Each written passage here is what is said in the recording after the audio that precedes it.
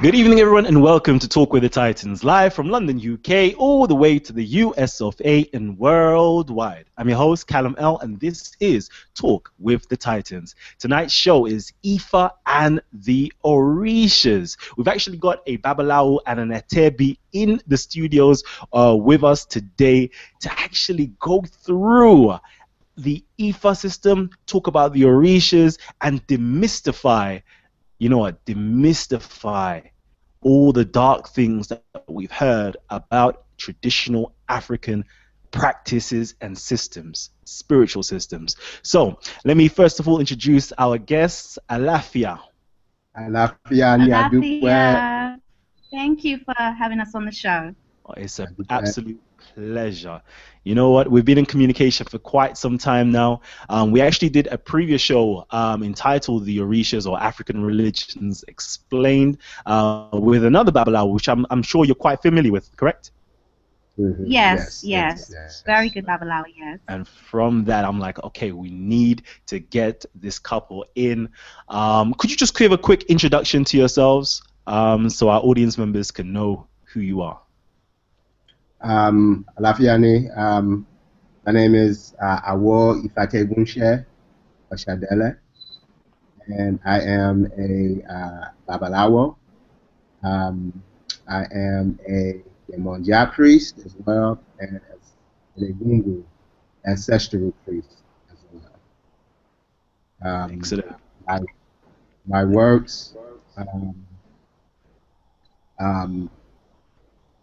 is I work in each area of those priesthoods that I've just stated. Alafia. Alafia, thank you again for having us on this wonderful show. My name is Apetebi. Ifadunmade, Ifalase. I am an Apetebi, Babalawo in our spiritual work that we do. And it's a pleasure being on this show. We are so excited. We're excited to have you on. The volume of the mics are a bit low at the moment, so I don't know if you could just alter that real slightly for us. That would be absolutely wonderful. Sorry about that. Can you hear us better? Perfect. It's absolutely perfect now. And for everybody who's actually tuning in right now, and you know what, we're live right now. You know what, we've got the Babalawo and Apetebi in the studios. They're actually got a website. They've got an organization called IFA Global. I believe it's called IFA Global site. And we've got a big show in store for you today. So please just hit the share button right now. Just hit the share button, and let everybody know we're live. We've got a Babalawo in the studio, and we're about to go in with the IFA system. You know what? I've got a Titans top 10 quickfire round to ask you some questions about the West African traditional system of Ifa. So I don't know if you're ready for this, but I've got some questions. Some demystifying questions. There may be a bit obtuse and abnormal questions, but I'm going to ask them anyway. Okay. Now, a few years back, there was an incident that was reported in the Nigerian newspaper where a bunch of bank robbers, or a bank robber in particular, was caught red-handed, and at the same time, to elude the people that actually caught him, it is reported that he transformed himself into a goat, and he was awaiting trial. He was arrested, or the goat was arrested and was awaiting trial. Now I want to know, you know what, from seeing that and from watching Nollywood, is that possible? Can a Babalawo give a man certain powers to do that? Well, I'm gonna answer that question by saying this. Ifa is a very mystical system. Within Ifa you have a lot of secrets. Okay, so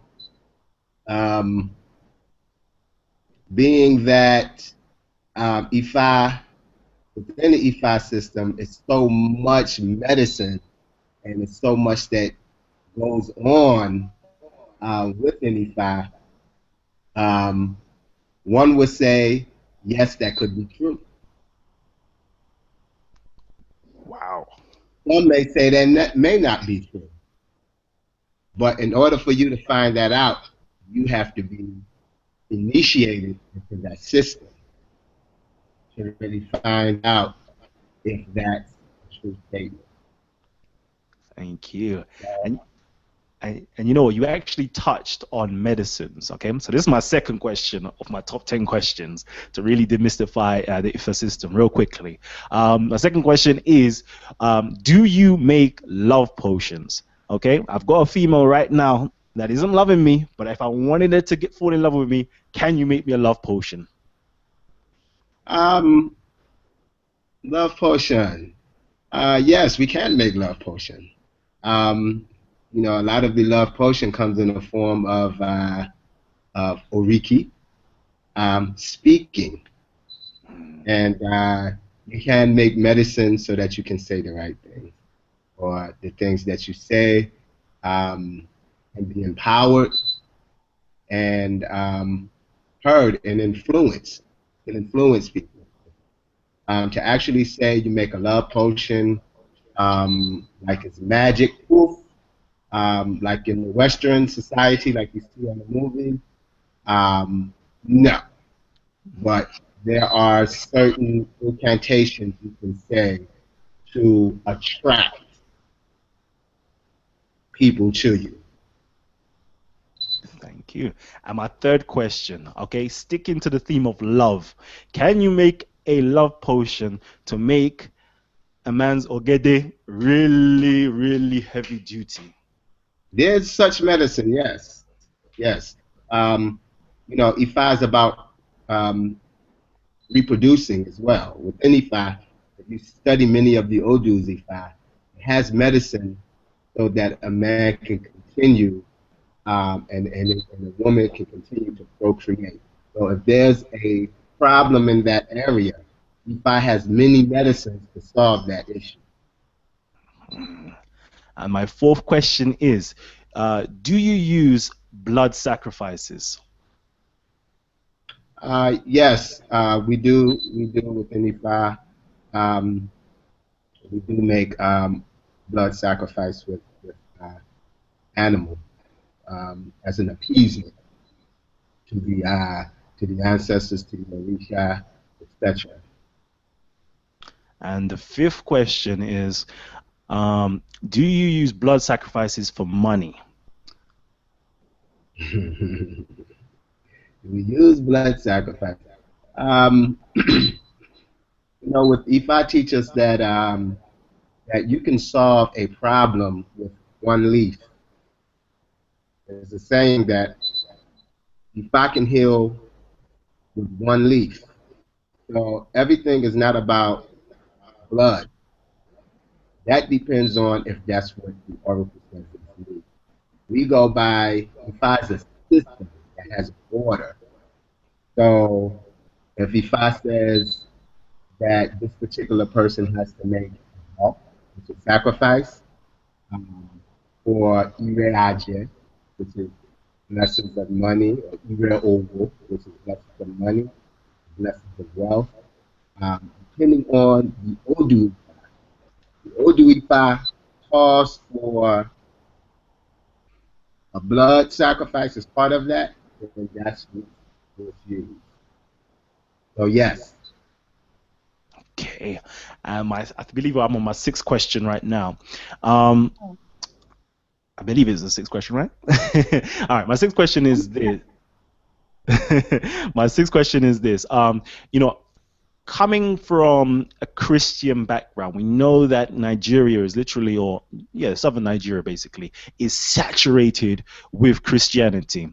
I want to know, do you worship the devil? And what? That's the first question, actually. That's the sixth question. Do you worship the devil? Well, within our culture, there's no such thing as a devil. Within concept of Ifa does not teach us that there's a devil. There is forces that are on the right side of Olodumare, and there are forces that are on the left side of Olodumare. Everything is in balance between positive and negative. But there's no such, within our culture and our spirituality, there's no such thing as a devil. Perfect. And my seventh question is, you know what? Can you extract the truth from people? I don't know whether this is just a myth or not, okay?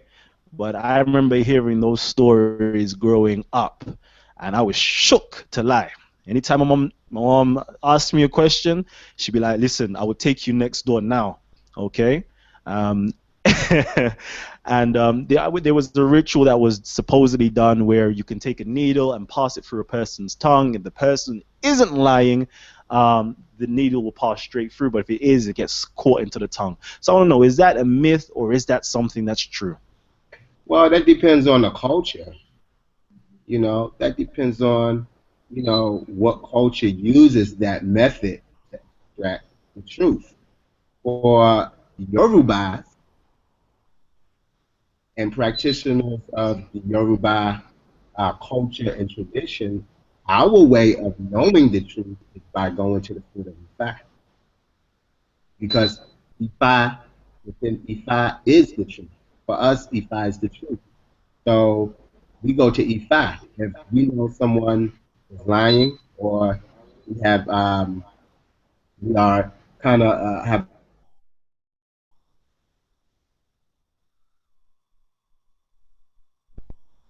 Okay, I think the is just to see, are they back?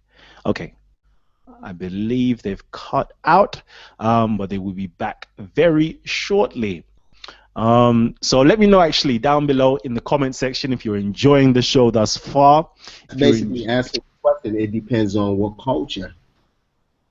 It depends on the culture that you're from. Whether it's an African culture, whether it's an Eastern Asian culture that uses that method, it's a cultural thing. Thank you. And my eighth question now is possession. Okay. Do people get possessed by spirit forces in the Ifa system? Um, I'm gonna break that down like this. You have Ifa within the Ifa system. When it comes to Babalawos, we are not supposed to get possessed by spirits. That's our role, because we follow Ifa. We get mounted by Ifa. Now, there are various forms of possession. You may have an ancestor that will come, or a spirit that will come and possess the body of a human being or an animal and deliver their message. That may be that particular force of energy or spirit way of communicating through a human being or an animal, um, in that way. We know there's forms of possession when people come together and they build temples. It's like the pyramid. They were building a pyramid. Those people who were building those pyramids, they were possessed by a spiritual force that they could not resist to get those pyramids together. So within Orisha, yes, there are levels of possession. One level of possession is when the spirit um, takes the body of a human and they communicate to the community. Then there's a possession when you come together as a group and you work together to get a particular job done. So when we come together, when I was growing up, we came together as men and we built temples. And we were possessed by a spiritual force that caused us to get that temple built in the name of that particular deity. Okay.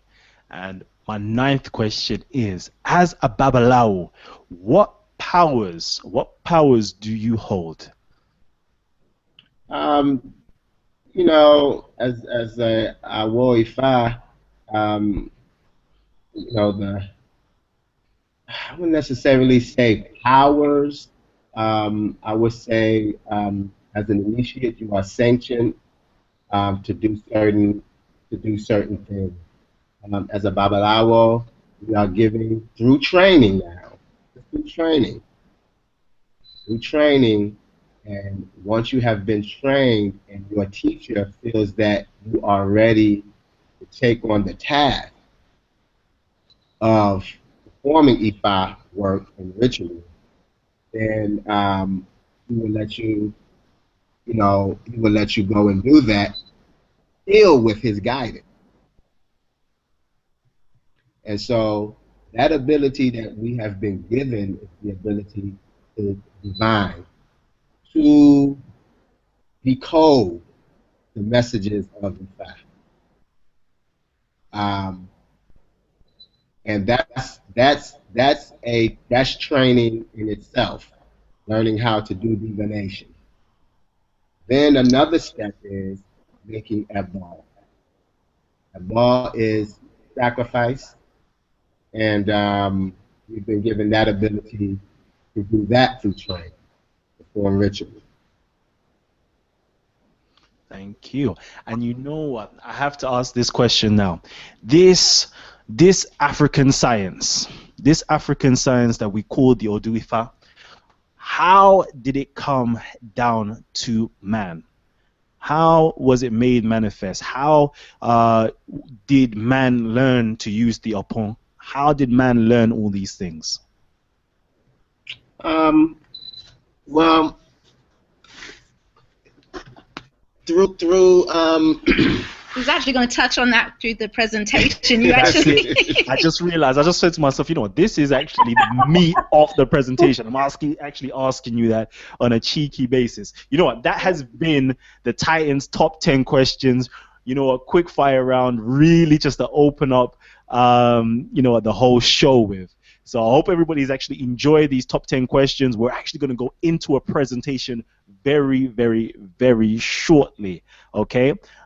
So be prepared for that. But all of you lot who are here right now and you're enjoying the show, please give us a big thumbs up. Let us know that you're enjoying the show. And if you've got any extra questions that you would like to ask, please type them away in the comment sections, either to the right or down below.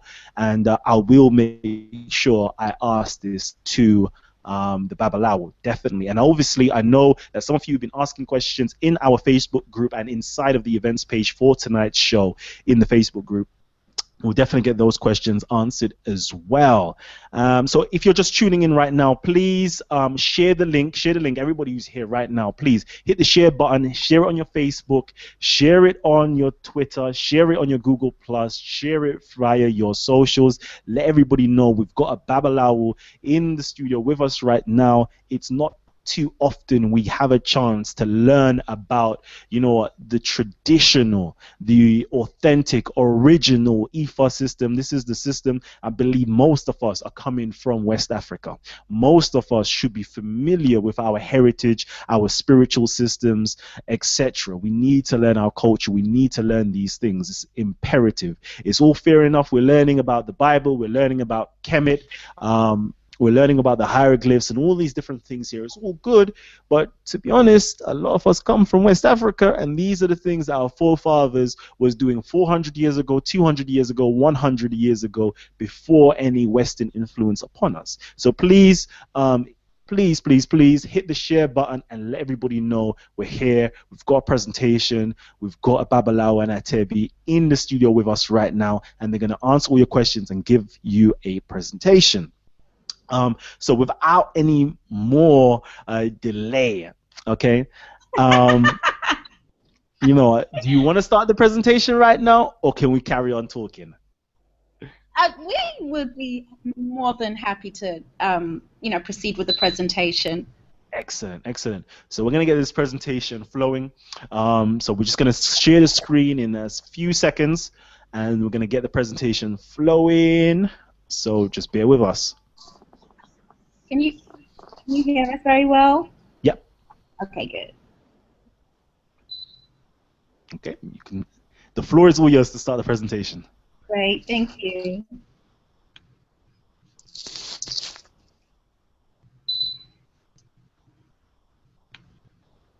And could everybody else please keep your mics muted at all times? Please mute your mics. Otherwise, I am have to apologize. I'll have to eject you. So keep your mics muted at all times.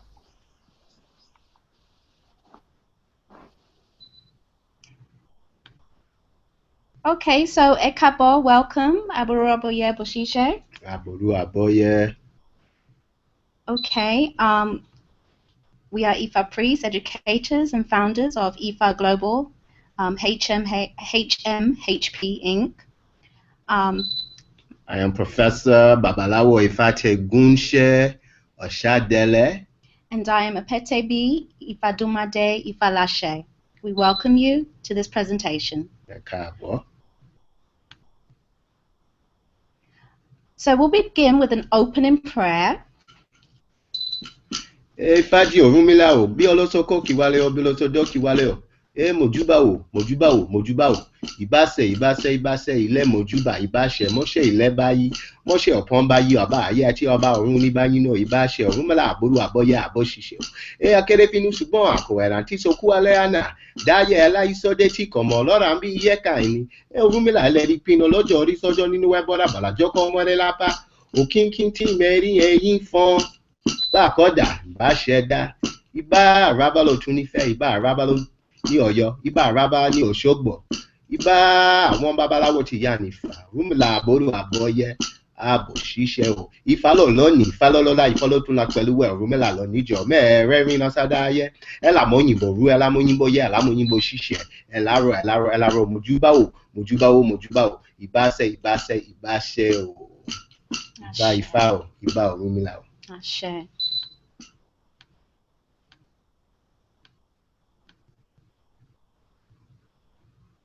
Okay, and so we do want to say thank you to you, Brother Kalam, and your wonderful family for allowing us to, myself and the Babalawo, to talk and talk with the Titans. You know, you're doing great works for the community, and so we could salute your works. And we pray that Olodumare, your ancestors, Ifa, always continuously guide you with what you have to do. Ashe.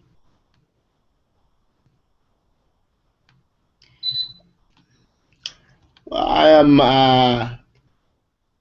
High Priest of Ifa Babalawo Ifategunse Osadele.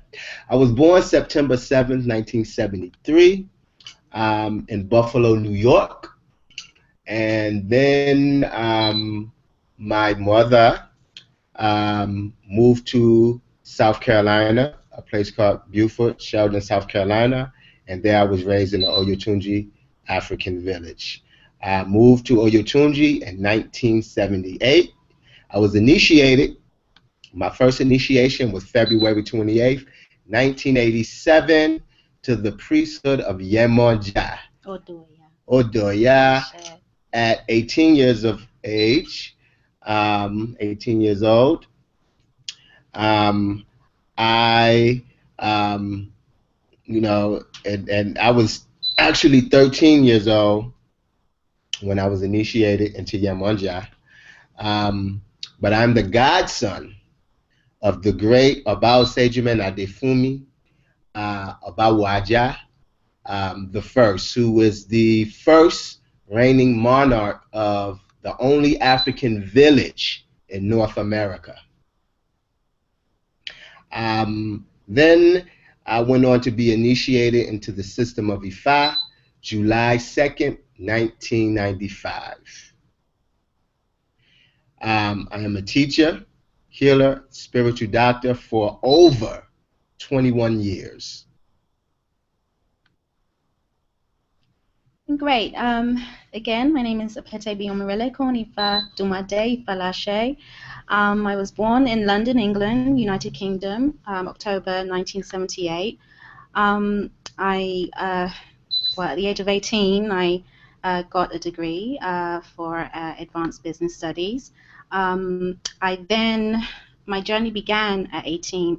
Although coming from a Christian background, I got into the Muslim tradition, and I received my Shahada ceremony when I was 18.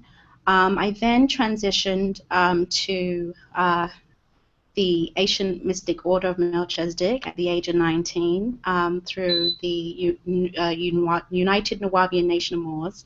I then became a member of the Ancient Egyptian Order of Isis. I also, again, went through the school of Nawabian Nation of Moors. I then became, at the age of 21, initiated into the Order of Eastern Star, and I actually was an active assistant worthy matron. I then, during that time, I left the UK, and I, ventured off and came out to the USA, I, went through a lot of experiences out here, and then my journey then became, I went on to learning more about the Yoruba tradition and culture, and so I was introduced to the culture in 2009. I then became an Apetebi in 2010.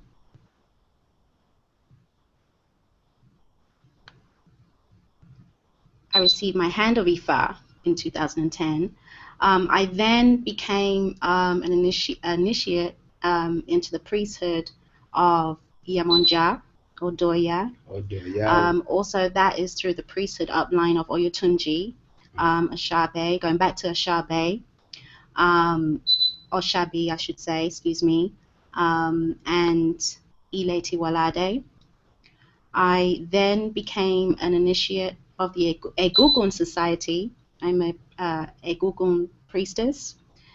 That happened for me in 2012.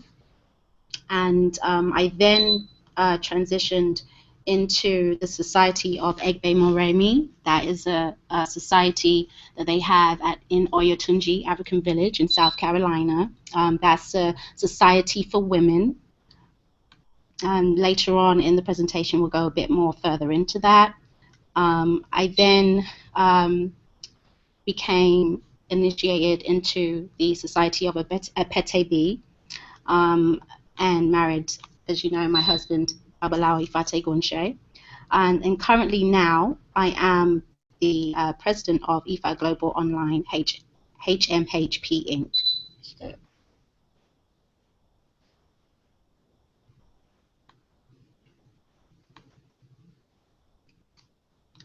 All right, so we're going to talk more about, the question, what is Ifa? We're going to go more into the system of Ifa.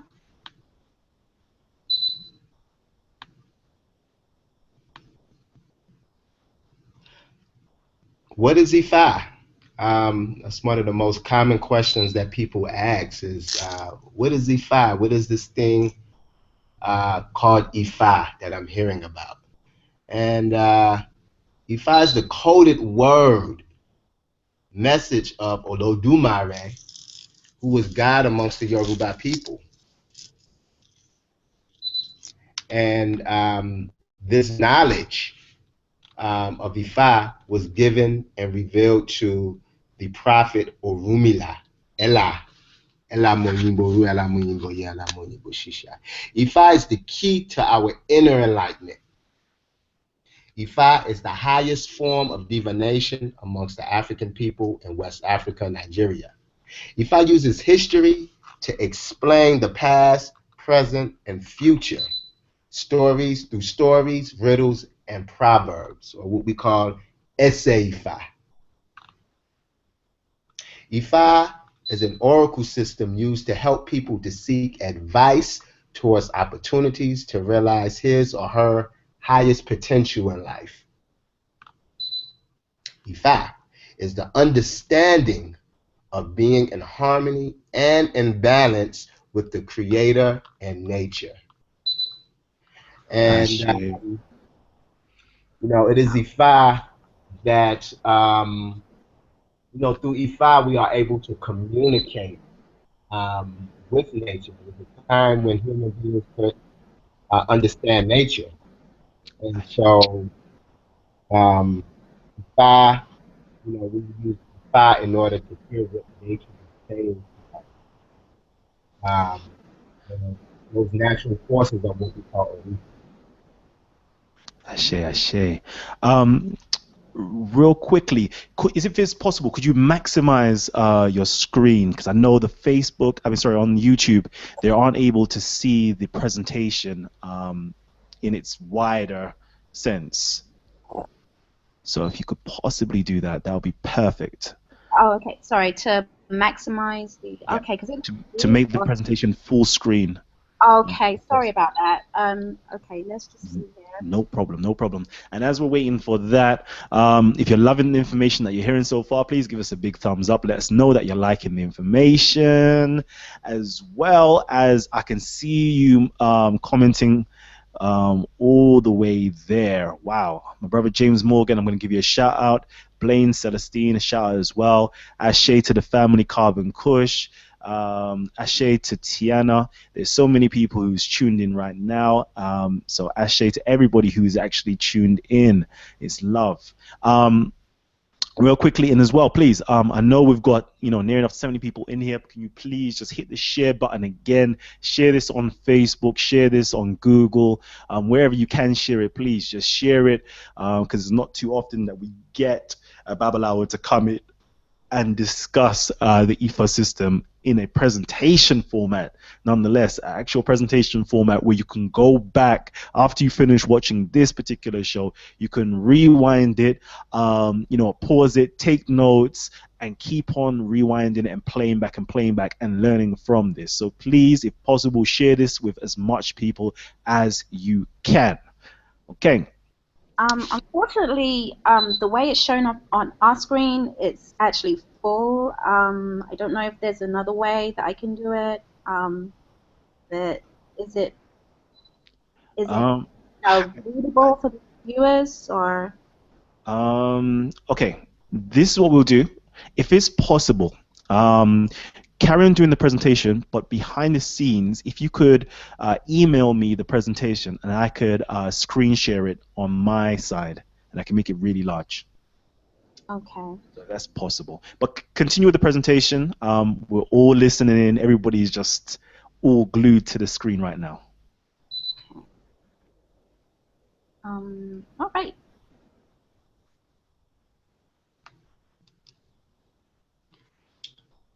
What is IFA? As we continue, IFA is a culture and IFA is an art form. IFA is a repository of wisdom that links us to our community. IFA is a science. It's a binary coded system. IFA is a tradition. Our IFA is our roadmap.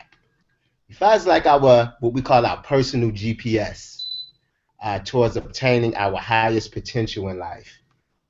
And when we say GPS, we all know what a GPS is. It helps us get from one point to the next.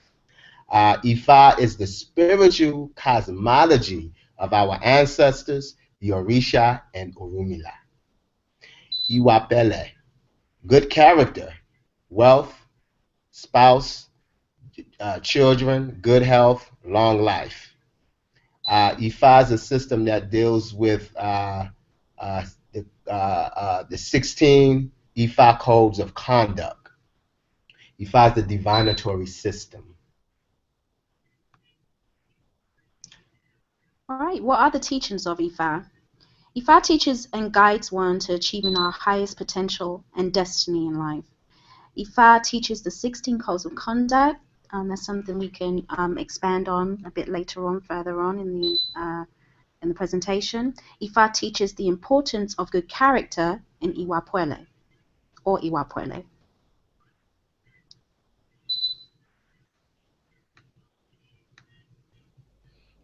All right, let's take a look at the where did the system of IFA originate?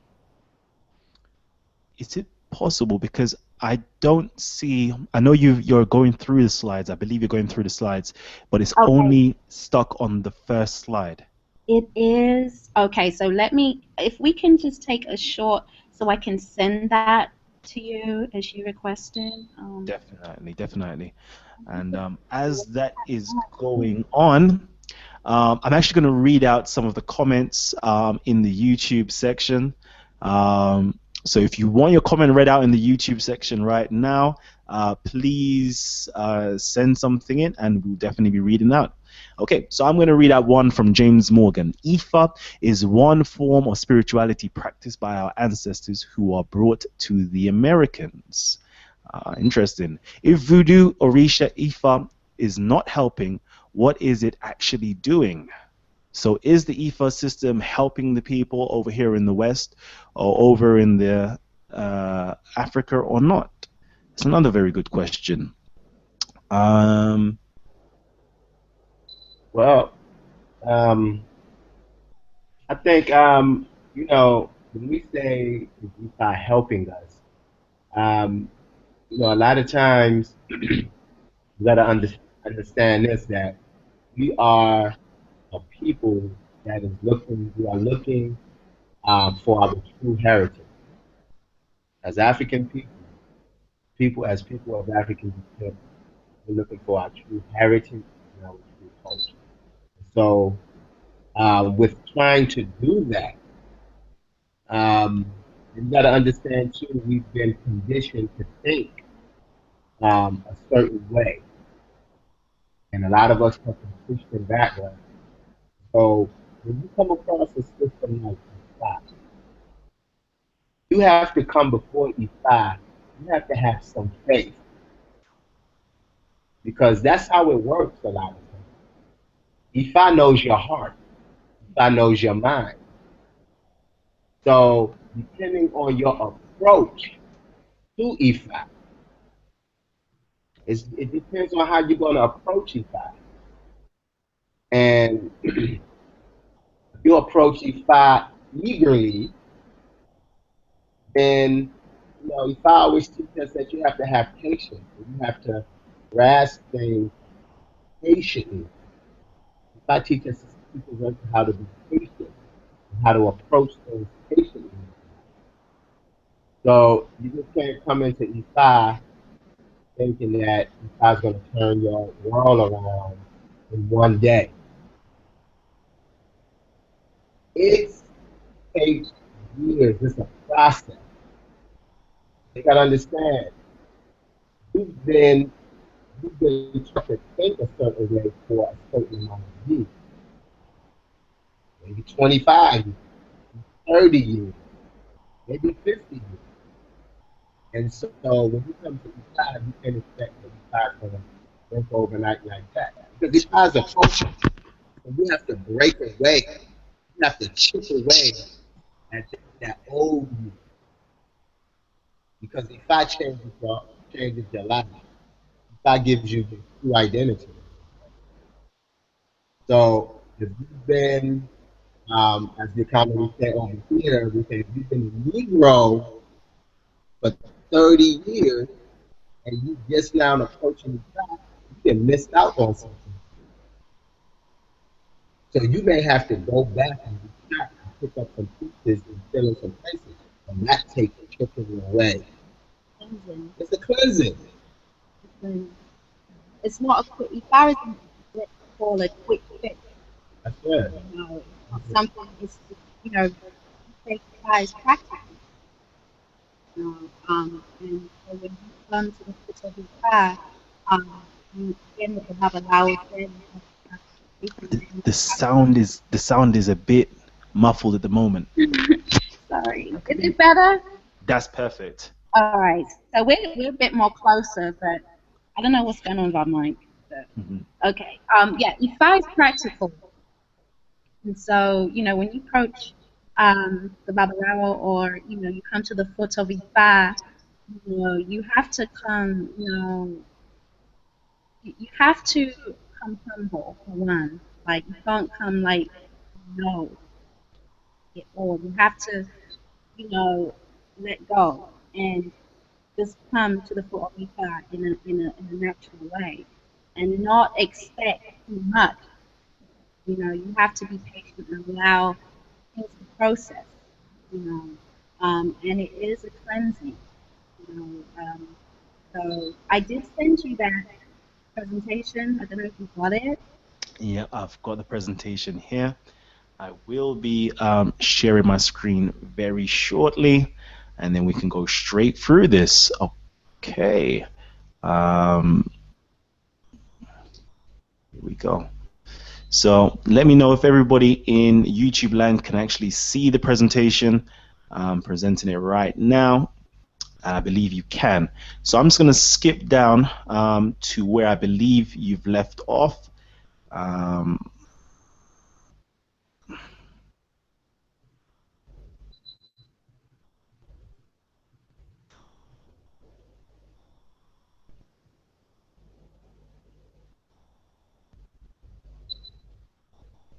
Oh, do you? No.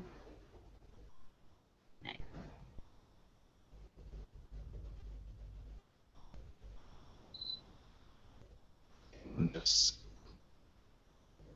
a little bit further. So we are on what is IFA. Unfortunately, it's not all showing on my computer neither. It's So a it's shame. not as much going out. You're saying everybody's having a bit of a difficult time with. So we have to. I have to apologize, everybody.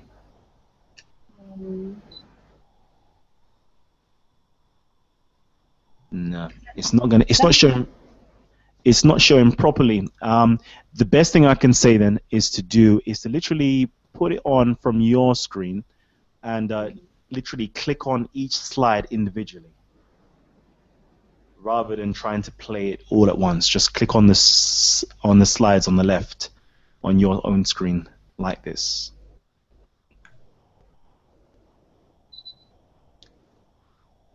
So if you could load it back up. Oh, okay. You see everything? Yeah. The only thing is it's on the first slide at the moment. So if you just click on the left to bring it down to the slide that you're actually on, that'll be perfect. Okay.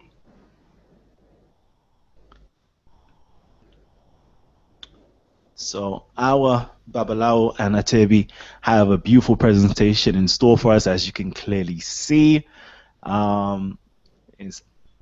I can't wait for this, to be honest with you. I can't wait for this. That's why I'm trying to get it really right for everybody so we can have the fullness of the presentation. So after the show is finished, you can look back, review this video, and have all your answers for your questions that you may have that's already featured in the presentation. And it's a good guide as well to share with other people who want to learn more about the IFA system. You know, because it's not too often you can search on the internet where there is a presentation on IFA by a practicing Babalawo and Apetebi. Is that? I don't know. But if it's not going to work, we can push ahead. Okay. Okay, I see it now. Yes, perfect. Perfect. Okay, so you want it like that? Yes. Okay. All right.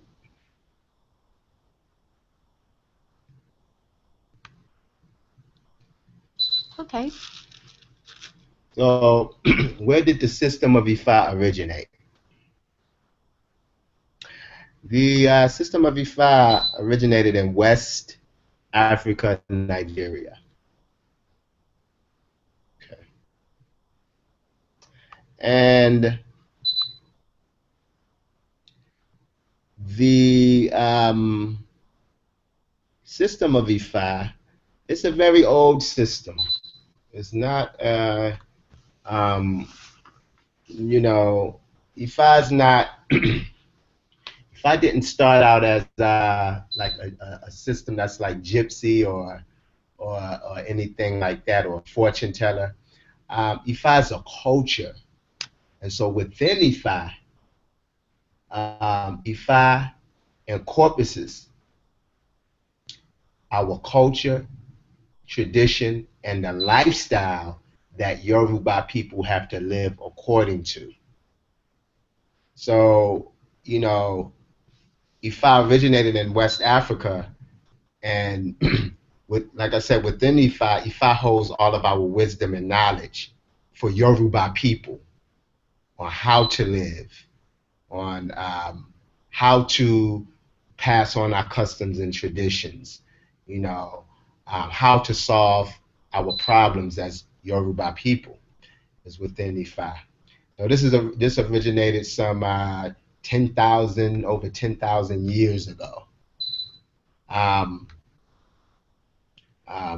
where did the system of Ifa originate again? Again, okay, see. Yeah, we kind of can't see that right there. That's the...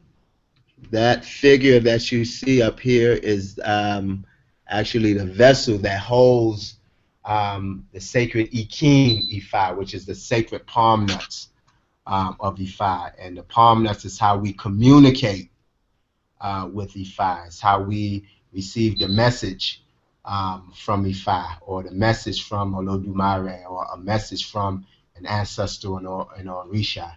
It's through those 16 sacred palm nuts that we are able to hear or able to see what the supernatural forces are saying to us. Who is Orunmila? That's another question. Many people say that's another name for Ifa, but Orunmila is the personality that brought Ifa into the world. Orunmila, some say, is a prophet that was sent to earth to spread the message of Olodumare so that humans can live according to how they live in heaven. And so Orunmila was a child of Olodumare, sent here to teach human beings how to live accordingly to heaven, how they live in heaven. Orunmila, heaven knows our salvation, is what that means. Orunmila means heaven knows our salvation. Orunmila is also known as the oracle divinity. Orunmila is the counselor amongst the divinities. Orunmila is the prophet that knew how to decode the messages of Ifa, given that knowledge of Ifa.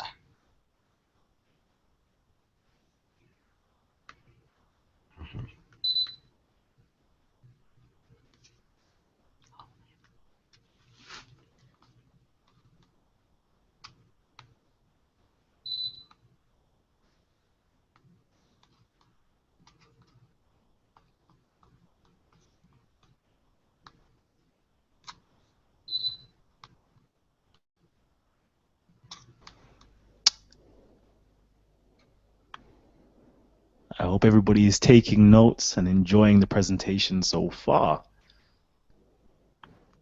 Sorry, we kind of...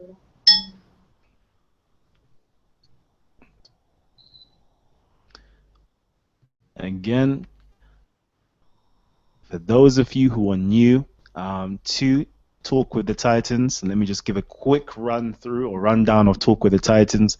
Talk with the Titans was birthed out of the idea that the intellectual giants of the community should have a well-organized platform to present, discuss, and debate critical information affecting our community, proposed by its members. You, our community members, could propose anything that you would like, and we'll definitely discuss it in upcoming shows. Or if you want a particular person to come on, just tell me who you want on, and we'll definitely bring them on. A lot of you have requested to learn more about the African traditional practices, and actually, you know what, that kind of sparked off one of there was actually a video that I've done quite recently, actually, which you lot wanted to learn more about the African prayer system, or the West African prayer system, or the Kemetic prayer system. And if you look right here where my arrow is pointing to, you see my big old face and Kemetic rituals explained. And this is the Kemetic prayer rituals explained. With inside of that video, there is actually 5 different types of mourning prayer systems that was actually offered up.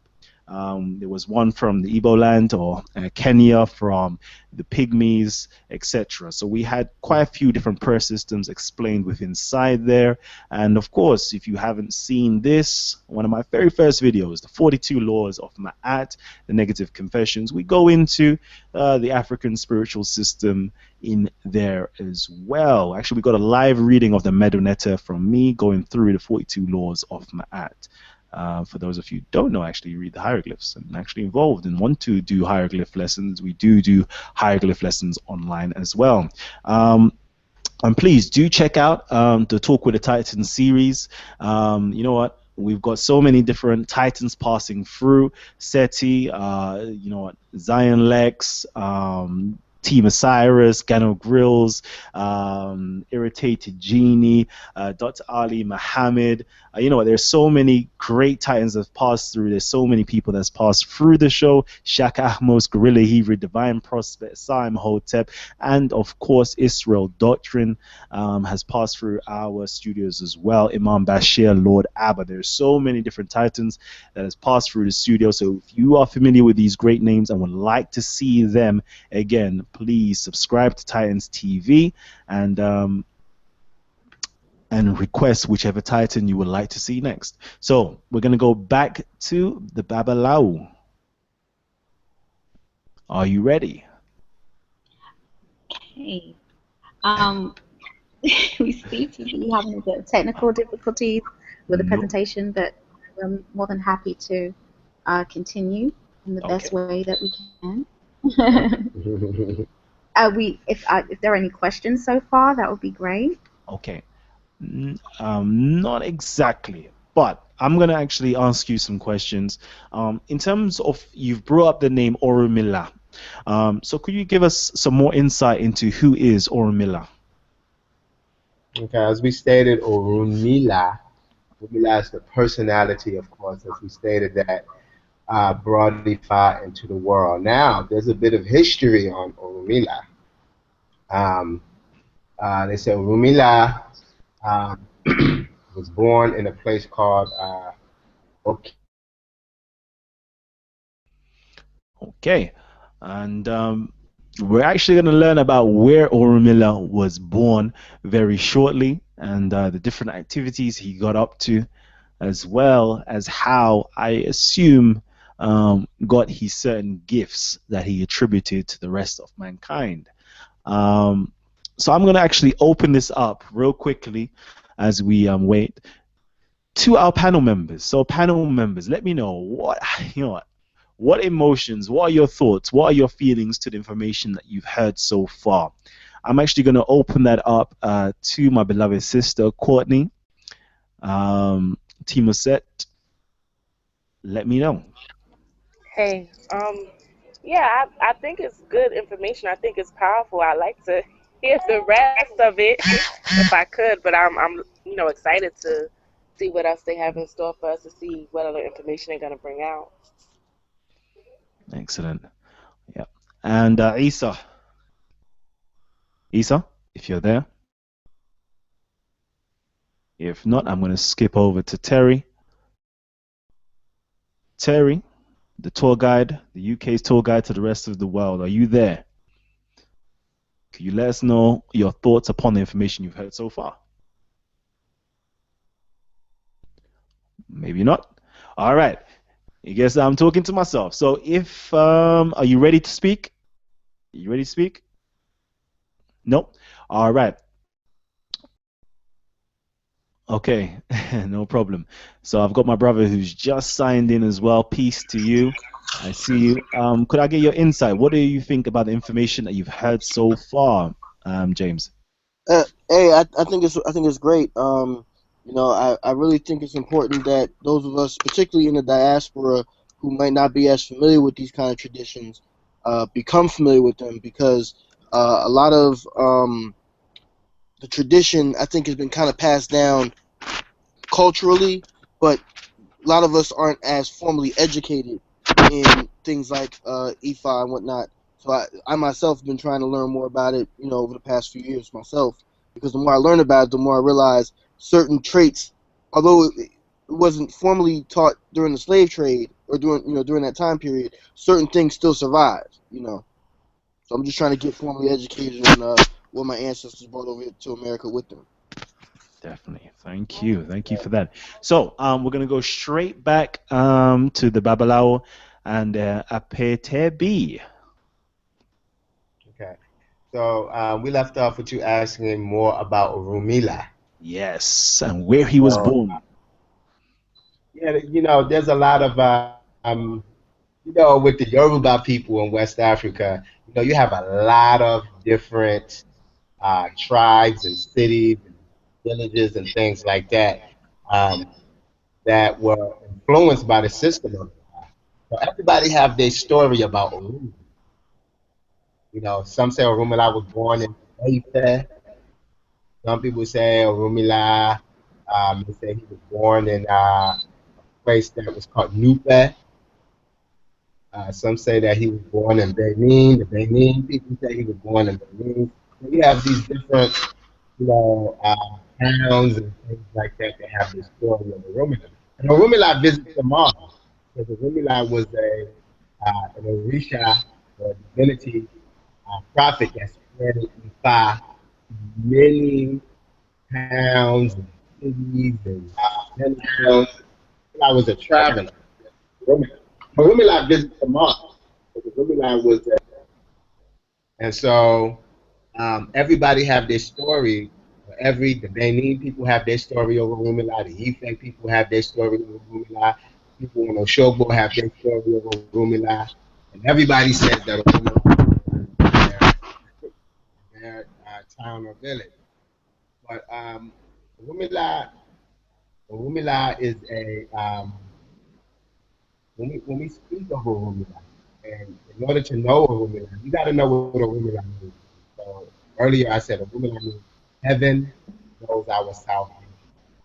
Orun means heaven, and Mila means salvation. So meaning that Orunmila can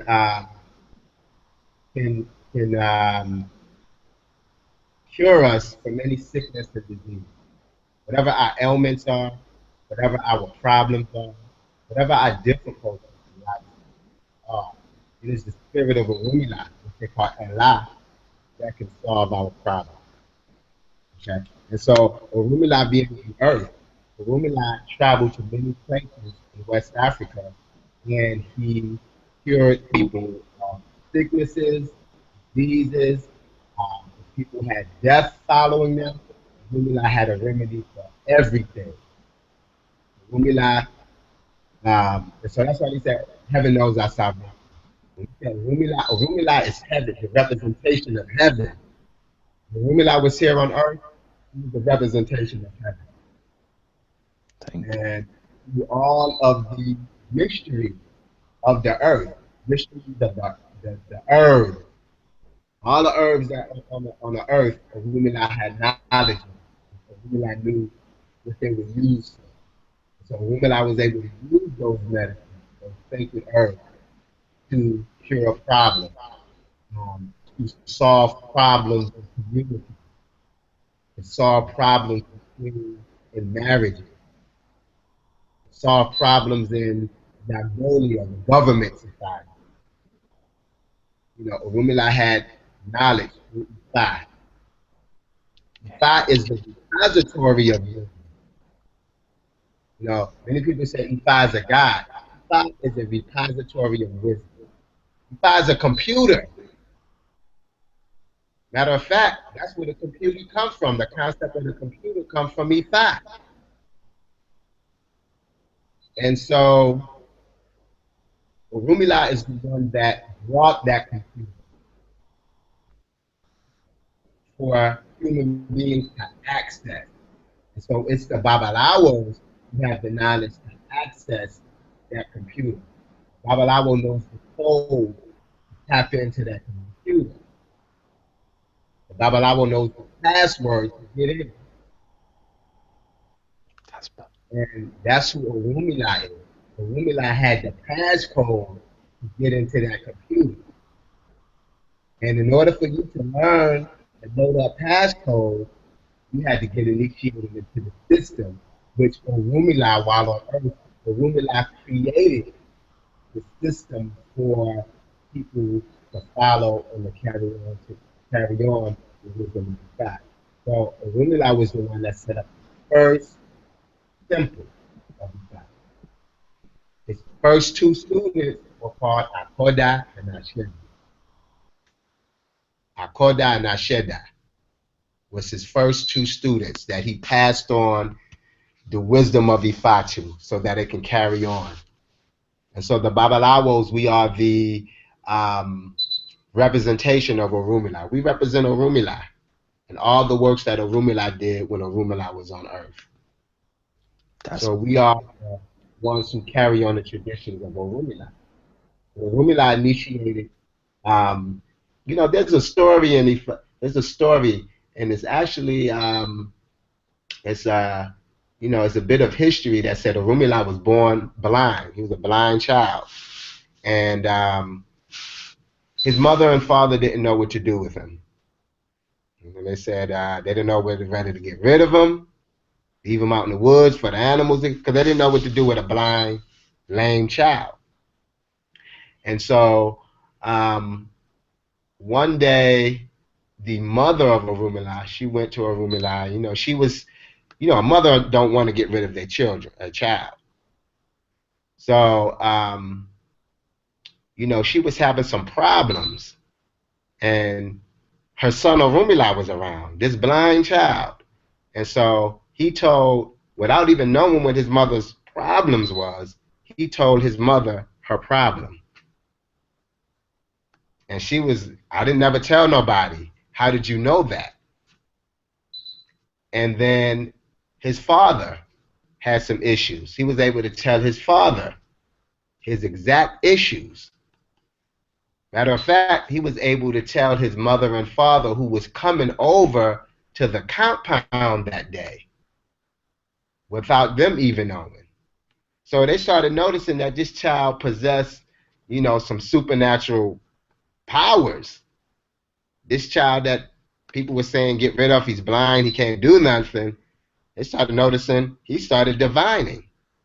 And this is before the Ikini Fa, which is the sacred palm nuts, and the Opwele, which is the divining chain, came in. And so this child began to get famous. He started telling everybody what was going on in their life and giving them the remedy to solve it. And so the people began to get amazed. And so one day Orunmila drifted off into the forest. You know, he drifted off in the forest and he started experimenting with herbs, plants, roots, bark. Started experimenting with him. They started talking to him. They started telling them what they were used for and how Orunmila can use them. And so this divine power that this child came into the world with, he began to show his true nature and his destiny on earth. That's one story of Orunmila. Okay. So although we can't, you guys unfortunately can't see the presentation. We are, you know, sorry about that. We are able to see it on our end, so we can still, you know, proceed in that manner as well. Oh, we can't hear you. Hello? Yep, we can. I can hear you. Sorry about that. So before you was talking about the guide, I would like to know, what is the 3-step guide towards the Ifa destiny? Yes. Hey, well, the 3-step guide is, you know, first of all, you would come to the foot of Orunmila, which we call the Ifa Divination, which I was just about to go into, so that's really on time. Once you go through that process, you then would proceed to receiving what we call your hand of Ifa, your destiny. Those are your kofa. That is for people that you know, basically want to know their purpose in life. You know, really, it's unfortunate, but most of us, really, majority of us should have received our what we call our hand of Ifa at the time of birth, between 7 to 9 days of birth, so that you know, the child is able to know, or the parents are able to guide the child, you know, and so forth, by knowing what their destiny is, what their purpose in life is. You know, everybody has a purpose, and so that's why we go to the foot of Orunmila or Ifa to seek our highest potential. And so when you receive your hand of Ifa, you know, you are given a charge, you know, to know what your purpose is, what you're supposed to do on this earth. And that is a ceremony, 2 to 3 day ceremony, of which the Babalawo Iyanifa, Apetebi, and those that are a part of the Ifa society take part in to help that person step into their destiny and live it. Sure. You know, and then the third stage is where, if you've actually been told or directed, once you receive your hand of Ifa, you may it may be told to you by Ifa, and Ifa to the Yoruba people and those that practice Ifa. It's not just the Yoruba people. There's people all over the world that practice Ifa. Brazil, you know, Caribbean, South America, I mean, everywhere. It's worldwide. And basically, you're told at that point, during your hand of Ifa, you may be told that you have to become what we call an Ifa priest. And so that's the last stage, basically, the third step. So you would have to go and actually get initiated into the mysteries of Ifa. And that's where you are given the title of Babalawo, or Awo, excuse me, Awo. Omo Awo, or Iyanifa. And of course, you know, it's not just a title, it's intense training, you know, years, over 15 years of training, you know, and learning the Odus, over 256 Odus, actually more than that, as well as chanting. Is practical work, because you are now a custodian of the Yoruba tradition, and one must, you know, during your Ifa reading, or if you receive your hand of Ifa, you'll be told as to what your purpose in life, you know, is. And so that may be to be a healer, that may be to be, you know, a practitioner of Ifa, or something else, you know.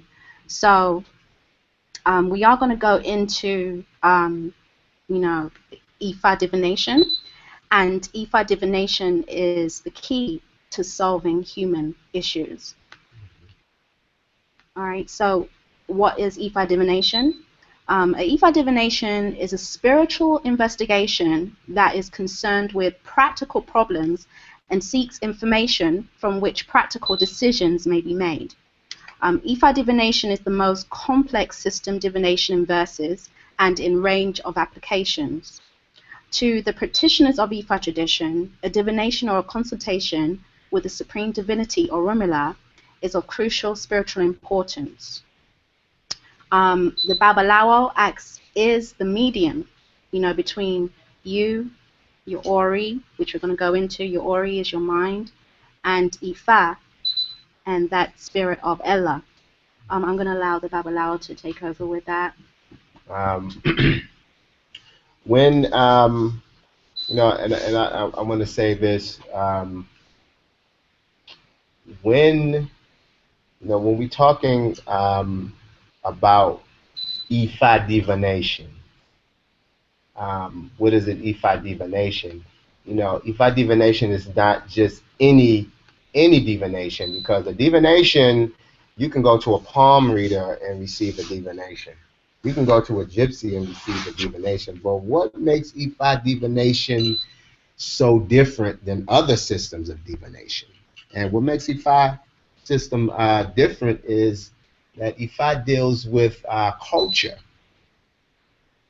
IFA, you know, when you come to IFA, you change your life and you say you want to be an IFA practitioner, what you're really saying is that you want to follow Yoruba culture and tradition. And you want to change your life and you want to follow Yoruba customs and traditions. And Ifa gives you that guide. Ifa is that roadmap to teach you and place you in a place that you're supposed to be at within this culture, because we all have a destiny. So when you go for an Ifa divination, you're going for something that's dealing with your destiny. You're going for something that's going to realign you with your highest destiny. And Ifa tells us that you have a prototype in heaven that looks exactly like you. And this is where Ori keys into that. Ori is your head. You have Ori Inu, which is your inner head. Your inner head is your most highest spiritual self. Your Ori Inu is your inner head. It's that head that represents you in heaven, which we call your Enikeji. It's your spiritual double. And Ifa tells us before coming to the earth, when we in heaven, when we are souls in heaven, and heaven is just not up. The Yorubas don't see heaven as up. We don't look up for heaven. Heaven is all around. It's a spiritual realm that you don't see, but it's all around. And so when you're in heaven and you're ready to come to the earth, you go to the head maker that they call Ajala in heaven. And you go when you choose your head. And what you're actually doing is you're choosing your character. You're choosing your character. So you go to the head, depending on how you approach Ajala's workshop in heaven. If you go there as a soul and you go quick, and you choose a quick head, you might choose one of the overbaked head that Ajala made. And so you come to the earth with an Oriburubu. Oriburubu means bad head. You didn't chose the bad head because you was in a rush to get to earth. Now you may approach Ajala's quarters respectfully. And you may choose a good Ori, which means you chose good character. So you come to the earth and you come with a good Ori, come with a good head. The decisions that you make sound good decisions. Can I just add to that with the rushing to the earth? That really is a, you know, when people come for divination, that's one of the most like predominant things that come up in the divination is that the person, you know, before they came in this lifetime, they rushed, you know, they were rushing to the earth. So because they rushed, you know, they always, sorry, they always seem to have problems or situations in their life. You know, they either, you know, start something, but they can't finish it, you know, a project or, you know, just anything like that. And so it may come up in the divination that, you know, certain complications are happening because that person rushed to the earth. And I'm going to touch on Apetebi. Right. And so, you know, in that, within that, a person choosing an Ori, and we stated the Ori Burubu, the bad head. Some souls come into the world as what we call Abiku or Emere children, and the Abiku children are children that come into the world and they check out the world, which means they can come into the world and they can be taken out in a tragic way. Okay, those is what we call Abiku children. They came to the earth for a short period. But Ifa has a remedy to solving that. And so when a mother and a father take that child for their, what we call esetanye or ikoshadaye, which is the child's spiritual investigation to see who this child is, then they find out through divination if this child is an Abiku child, or this child came into the world to do great things. And this is what we call a birth reading. It is very important. It is very important for African people, all human beings, to have some form of knowledge of what type of soul that they're bringing into the world. This is important. You got to have some type of spiritual way of finding out what's this entity that I'm bringing into the world, and what is its purpose? What is its purpose? And so through Ifa, we find out, okay, let's see who this child is that we brought into the world. It's the parents' responsibility to find out, what the baby, that child's purpose is, in order to, avoid misfortune or, just complications along the way, and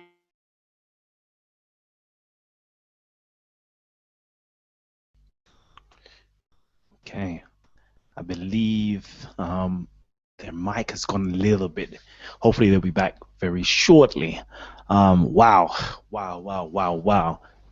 Powerful information that we're receiving so far.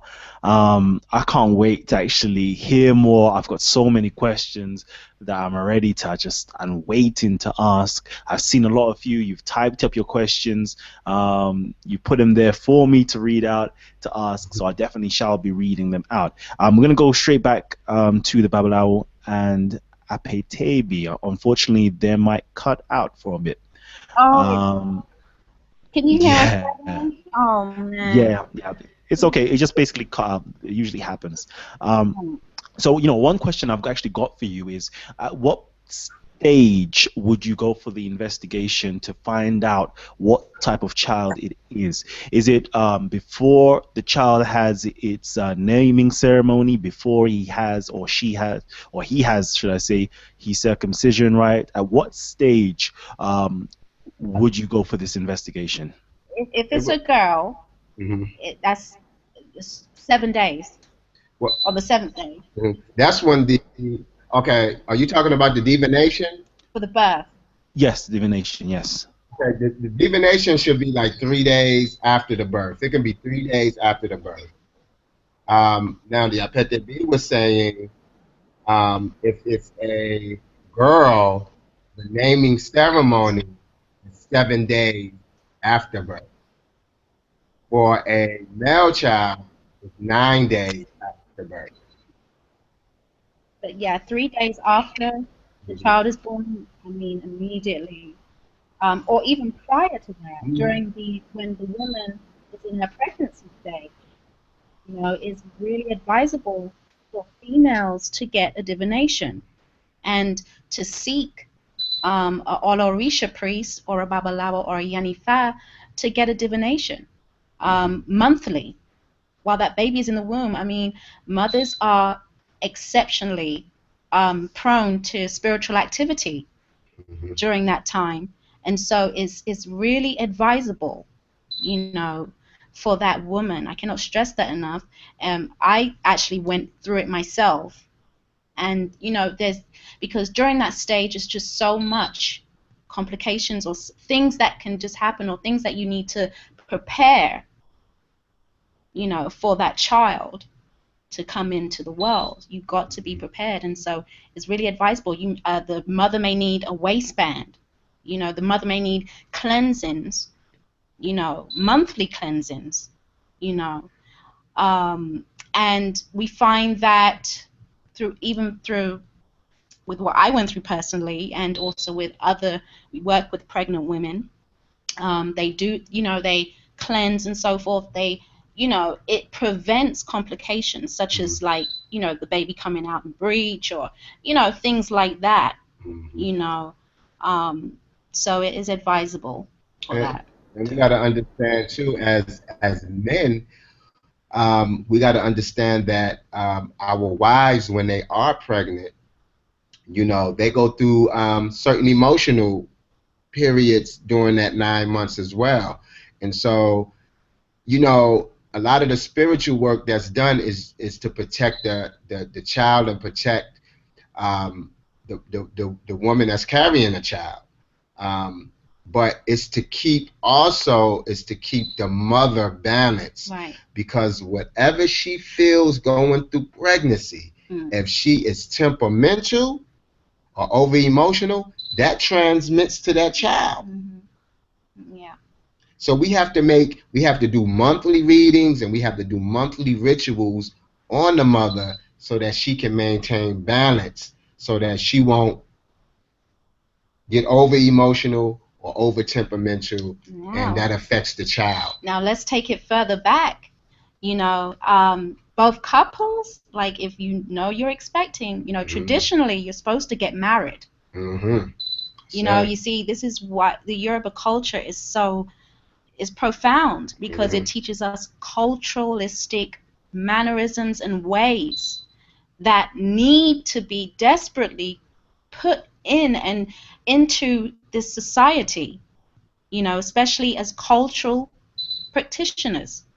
We have to maintain our traditions and customs.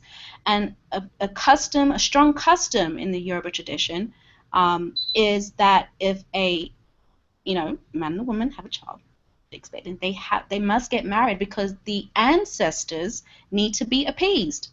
The ancestors need to be involved in the union. We have a holiday coming up, Valentine's Day. Those that celebrate it. You need to really, consider those cultural ways, because the ancestors need to have involvement in the union. Sure. If the ancestors are not involved, they can also create complications. That's right. I love that. I love that. So, Mandem, I'm talking to you right now. Before you think about sticking it in, make sure just in case, you spill that seed, the ancestors need to be appeased. Okay. But Ifa doesn't, like, we got to understand African custom and tradition. And in any African tradition, a male and a female did not date. That's Western concept. If you was interested in a woman, matter of fact, you go and let your father know that I'm interested in such and such daughter. Can you or my brother vouch for me and let their parents know that I want to marry her? Then, Uncle. then you go for divination to make sure that that the couple are matched. You make sure that they are matched. If I tell you, okay, this is a good union, this is going to be a good union, or if I may say, no, the blood is going to be bad. It's not going to be good blood if y'all come together. So, which means, if Ifa says it's not going to be good blood and you decide to do it anyway, then you don't know what soul you're about to bring into the earth. If your ancestors say no, those people, they got some problems they got to take care of. The bloodline. Bloodline. If the bloodline got some issues, and Ifa says, well, your ancestors said that no, you can't deal with this one because their blood is bad. They have to get certain things done. And out of emotion and lust, you still go for it. You don't know what kind of soul that you're bringing into the world. you're gonna have a problem on your hand. Wow, So powerful, powerful. that's the African way of approaching marriage and unionship. You don't just go out and start like in the Western. We see a female you like. You go and talk to her. You kick it or whatever, and then y'all go out on a date. The next thing you know, y'all having babies and y'all not even married. But you see, this is why the elders are a great factor in tradition and culture, because they will ensure that those traditions and customs are, I follow. are strictly followed. Like, Hmm.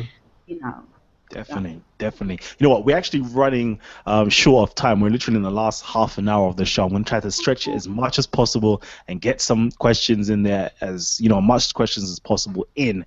That's a part of the presentation. And also, you know what? If you're going to approach the fathers, make sure you approach the uncles, the brothers as well, and bring some gin and some yam. And if you're going to meet the mothers, bring some cloths as well for them, because it all helps. I'm not. But can I just say, well, this is, we will be touring, the Babalawo and I, we will be touring all over the US. Those that are able to come, please log on to our Facebook or shoot us an email at info@ifaglobalsite.com, or you can log on to our website at www.ifaglobalsite.com as well, or you can give us a call, USA code 770-882-7136. We will be touring this weekend. We're going to be starting it off in Virginia, Richmond, at the Virginia Richmond Public Library. We'll be there doing our presentations, covering ancestors, Ifa, Orisha, in its entirety, basic knowledge. And on March the 26th, we will be touring in New York as well.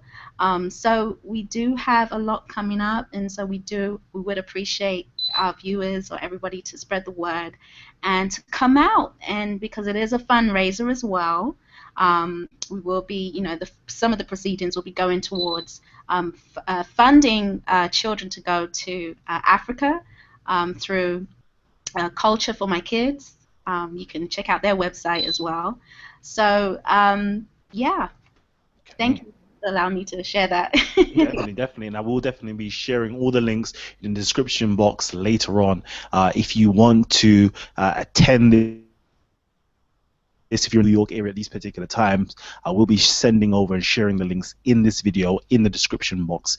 Now, as we was talking about children as well, you know what? I think a lot of us who have children or have babies with inside of the Western system of going to the hospital and so forth, what should we do with the placenta is born? Should we simply give it over to the hospital and let them get rid of it, or is there a certain way that we in the in the Nigerian, Yoruba, or West African way would actually get rid of the placenta in terms of burial? Do we bury it somewhere? Do we bury it underneath a tree? Do we do certain rituals with the placenta, as well as with the foreskin once a male is circumcised as well? Well, you consult your oracle system on those things. You get knowledge and guidance from the higher forces on what to do with that. Some people with the placenta, they use it, they burn it, and they mix certain herbs with it, and they make medicine with it to go on a child. Some people, they may have to bury their placenta in their yard. You know, um, some people may have to save it to make a certain certain type of medicine with it. Or a certain type of um, cream or something with it, so that to put on that child. So it depends. It depends on what heaven says to do with it. You know, you may have to get rid of it. Depends on what directions that heaven gives you to do with it. Okay. So now, in terms of, obviously you're a Babalawo, and you deal with the Ifa system. Now, why should I actually come to you as a Babalawo? What can you provide me? What can you offer me as a Babalawo? Well, that depends on what you're looking for. Depends on what the person is looking for. As I stated, there's people we gotta, I always, because I have people daily. We have people that come daily for divination, and we have to, as the Babalawo and as the Apetebi, we have to understand that those people that are coming, a lot of times they don't know what they don't know. They've heard of Ifa, but they don't know the true basis of Ifa. So a lot of times people come and they think they just, want to read, and I come to get a reading because my girlfriend is acting up. And Ifa may tell them something totally different. They don't, so we have to be patient enough to say, okay, we have to educate them on how to come to Ifa. How do you approach the system of Ifa? Because as I said, Ifa is a culture. It's not a religion. It's a spirituality. It's a science. It's a culture. It's an art. It has its poetry. Ifa encompasses all of that, goes up under culture. So you have to know how to approach Ifa. You can't just really come and say, I want to read. And that's why we have a system for people who want to just get a reading and find out what's going on in their life presently, or just minor issues that they may be dealing with. And our Apetebi can fill you in on that. Yeah, I was going to mention too, yeah, there's a system that we use where they come to the Dilogun, or Iwe Dilogun, which is the cowrie shells, and that is an offshoot of Ifa. But with the Dilogun system, you're able to see what's going on, during that present time, because when you go to the foot of Ifa, you're dealing with more towards your destiny, and it's maybe a bit too. There may be some things, or usually we see that there's things that you have to do prior, towards going to Ifa, getting your destiny, reading, divination. So, it just may mean that you need to cleanse off that, just cleanse, do some cleansings. A lot of the time, people are coming for healing, as well as direction. But a lot of the times, what we see as priests, hello? Is he here? Hello? I'm here. I'm here. Oh, we can't see you. Okay, we can see the PowerPoint. Yes, yes. Okay. Oh, great. Yeah, a lot of the times, there's a lot of cleansings to be done, and so, you would need to do that before you go to, Ifa. So, Marine Dilogun, the 16 cowrie shell divination system, introduces one to Ifa. It prepares you for Ifa. And so when the question you asked, when you come into a Babalawo, what can... Oh, you're welcome. Somebody put thank you. You're welcome. What can the Babalawo offer you? You have to know as the person, before you even approach Ifa, you got to really ask yourself, and you have to look at everything that's going on around you, and you have to really think, why am I getting ready to go to this Babalawo and put myself in his hands for healing? Why am I going to this? You really got to know what Ifa is. I always tell people, do your research. Take some classes. We offer classes. Before you can even do a divination, we give classes on what Ifa is, so then you will know how to approach Ifa. Yeah, we do educational conference call classes twice a month, as well as doing lecturing and touring and so forth, but we see as, you know, IFA practitioners that there is a lack of education. And so for the new generation, you know, IFA practitioners, and of course we give homage to the ones that came before us, you know, our elders, you know, it's really important for us to educate ourselves, keep training, you know, because we don't claim that we know it all. Like, we're constantly training every day. So, you know, it's a bit by bit process. Like what the Babalawo said, if you was to come to us, you know, you have to know what you're looking for as well. And we would ask you the question, why are you coming to Ifa? Right. You know, we would ask you that. What's your purpose? And back to the basics real quickly. Yeah, back to the basics real quickly. A lot of people are confused about the Orisha. They want to know, what is an Orisha? Who are the Orishas? Are they actual physical people? Or are they entities or principles in nature? What is or what are the Orishas? Well, first of all, we are Yemon. I just want to click. We are Yemonja priests. You know, so. Wow. You know, Orisha. This is the thing that, you know, like you said, people get confused. Orisha. Orisha, you know, Orisha is Orisha. You know, when the Westerners went into West Africa and they began to influence West Africa with Christianity, you know, all of these things that came in with candy, get to the kids.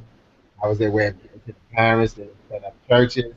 You know, when they was going into West Africa, you know, you had some scholars that go in there to study the people and their tradition. And so they heard of this thing called Orisha, and they said, "What is Orisha?" And the only thing that they can do, and the closest thing they can get to, is Ori, meaning head, Sa, selected head, or gods, or divinities. Those are Orisha.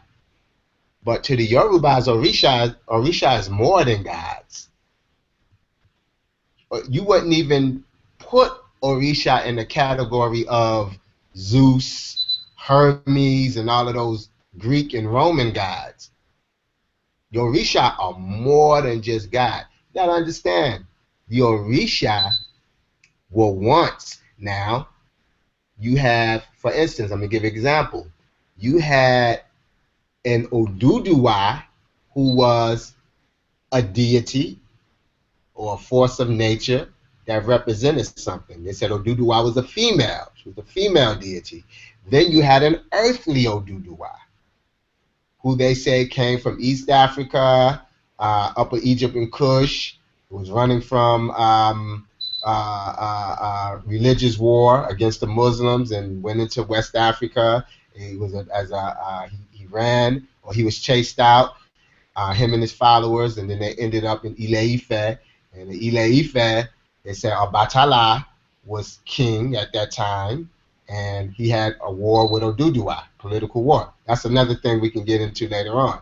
But you had an heavenly Oduduwa, then you had an earthly Oduduwa. You had you had a heavenly Oshun, then you had an earthly Oshun. You had a heavenly Obatala, you had an earthly Obatala. Understand, when you, as a human being, when you do great deeds on earth for your people, for your community, for your family, when you cross over, those people worship your personality. Sure. They worship your personality of who you are and what you did in that community. You become an ancestor. Then your children, you know, if your children knew that, you know, Baba or Yeye, they used to go to their Ori shrine and pray to their Ori shrine every Sunday. While you're on the other side as an ancestor, they continue that same tradition. On Sundays, they go and they pray to you because they knew your prayer days when you were on earth. So on Sunday, all of your children are going to go to the ancestor shrine and they're going to pray to your personality and say, you know, Baba was a great warrior and hunter. So we carrying on the tradition of our father. And so before we go hunting on Sunday, we're going to go to the shrine and we're going to pray to Baba's, you know, the ancestral spirit of our father so that we can have a good hunt. So then that tradition carries on. Then the influence of who you are begin to seep out of your family and go and start influencing other people. Then your tradition is outside of your family and somewhere else being worshipped. So you're being worshipped in another community because your children then spread it, or one of your children then moved over in this community. They set up an ancestor shrine for you. Then their friends, they invited their friends over, taught them the tradition of how to worship you, and then it goes on. So now you become an Orisha. You become an Orisha. So Orishas, a human being can become an Orisha. It's the personality that you're worshiping. When we say, Sunday, I'm going to pray to Obatala, you're going to worship the personality of Obatala. That human Obatala that used to live, he did such great things in his life. He was such a peaceful person. He always wore white. And so he taught his followers that you got to wear white all the time. And you got to always walk in peace. This is how you avoid problems. Just stay cool. And so he became that personality of coolness because nothing can affect him when he was on earth.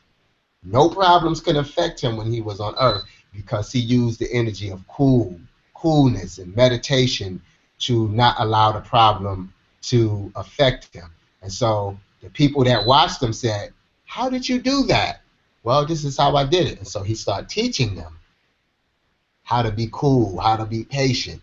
And so then as it goes on and more people start getting into that worship and he started teaching people, then when he crosses over, he becomes an ancestor, then he gets elevated as an Orisha. His personality, his character of who he was on earth is what we worship. That's how you become an Orisha. That is an Orisha. Another aspect, though, is in nature. You know, you can go to different, you know, places in nature, like, as I'm sure a lot of us are familiar with, the river. You know, the energy of Oshun lives at the river. You know, the energy of Yemonja lives at the ocean. Energy of Ogun, the forest. You know, the energy of Eshu at the crossroads. So those factors do come into it as well. They are natural-based forces in nature. And if you really look at it, a lot of African women, they always stay at the water.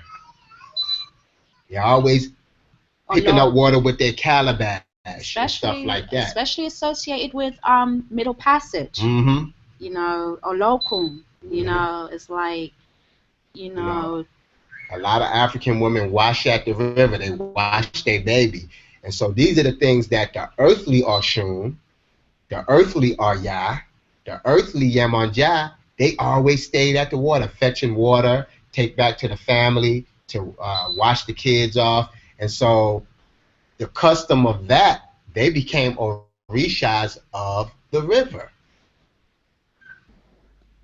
And you know what? I don't want to cut your wisdom because I just want to keep firing up some questions because we were running out of time. So, you know what? If we wanted to connect with our ancestors, some of us may be aware of the ancestors or may not be aware of the ancestors. But if we now choose and we decide we want to show our reverence, we want to show our praise to the ancestors, our great-grandparents, our ancestors that may have gone back throughout the times of the Middle Passage, etc. You know what? what shall we do? What should we do? Should we have, we were speaking to Gano Grills not so long ago, and he's telling us that for us to set up a shrine within inside of our house, or an altar within inside of our house.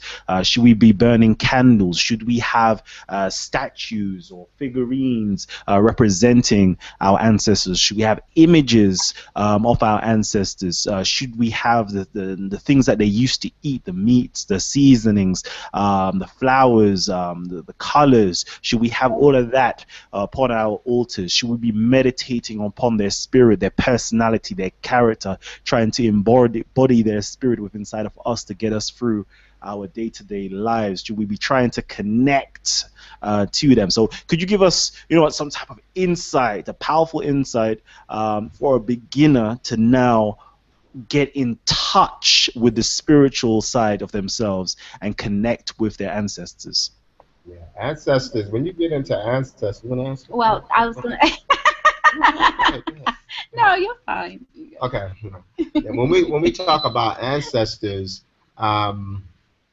you're talking about your foundation. You cannot do anything in this life, in this world, without having some type of ancestral foundation. Okay, you got to know who you are and where you come from. We all talk about the family tree.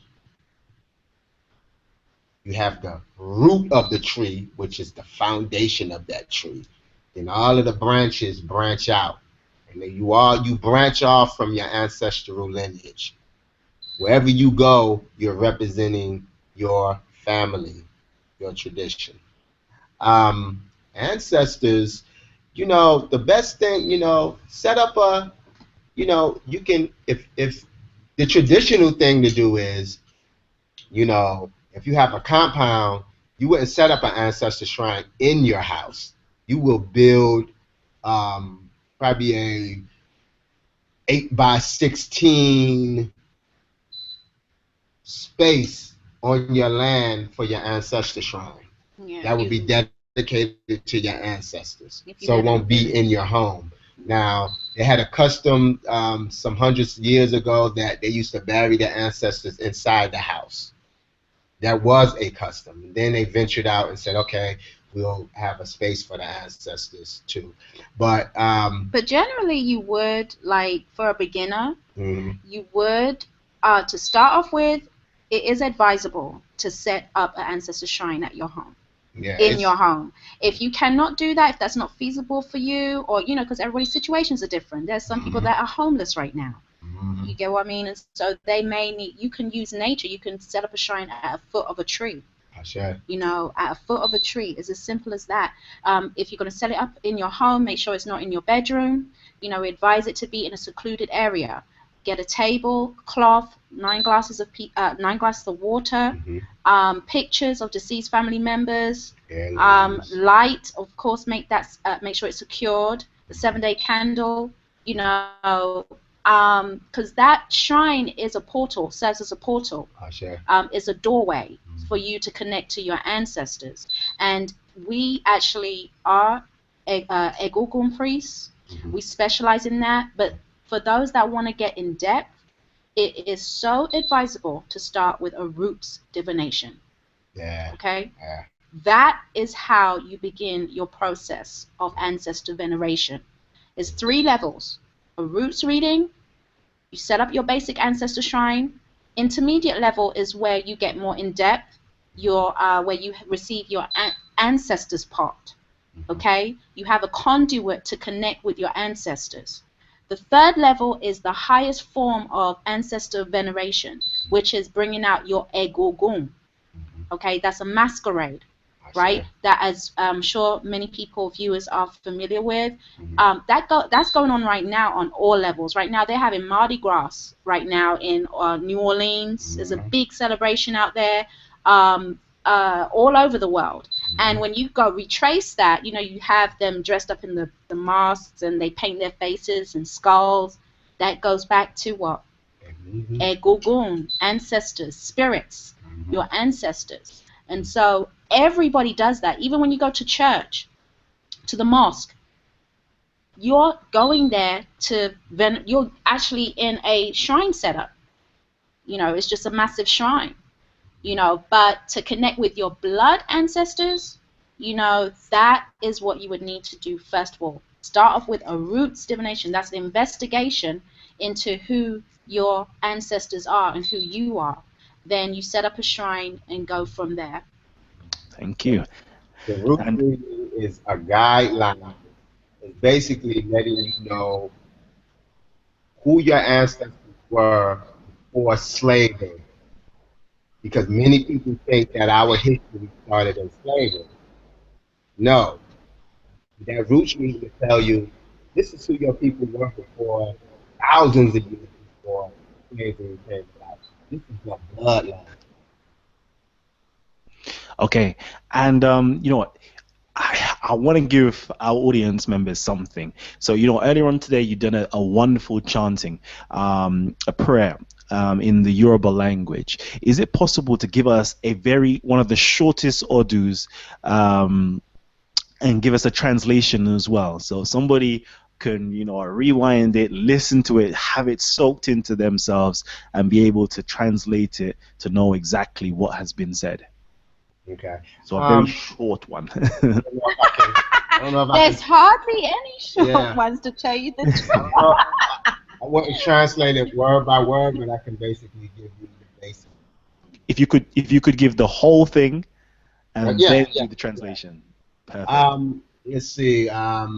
Ori pele atetelida atetegbini kosa kososa ti dani beleyi ori eni. And that's actually a prayer to our Oris, okay, to our head. And what that's saying is that your Ori, your head, is the most highest Orisha that there is. Nothing happens without consent of your Ori. Your Ori is the highest Orisha. Your Ori is a god. Your own head is a deity. It's your connection to Olodumare, Ashe. to heaven. It's your antenna that connects you with heaven. It's a deity, and it's the most highest deity there is. Wow. Okay. And you say that And there is that's actually from the Odu Ogunda Meji. and you know you've got something in your hand right now. Could you just lift it up, show it to our audience members, let them know exactly what it is, and if you've got the opun next to you, the tray. It's Divinate. because we're going to show that in the presentation too, the different tools used in Ifa. You know, yeah, we can show you in real time the opon, I'll get and so forth. This is I'm going to explain this. This is called the Iroke or Irofa. And this is actually an instrument used to call on the spirit of Orunmila to come and descend. So it is the Irofa. And it's also used to, Orunmila used it on many occasions to stop certain forces from coming at him when he was being challenged by enemies or supernatural forces that was trying to attack him. He used his Irofa as a tool of command and authority to say, hey, I'm Orunmila. You see my Irofa? I'm an Ifa priest. You don't cross this line. This is the line, and don't cross it. I love that. You know what? We're literally wrapping up right now. We've got 10 more minutes left of the show. Wow, look at that. I'm going to get them to explain that real shortly, but I'm going to open it up for the panel members after this section here to ask any question that you have, any burning, dying questions. Please make it quick. But yes.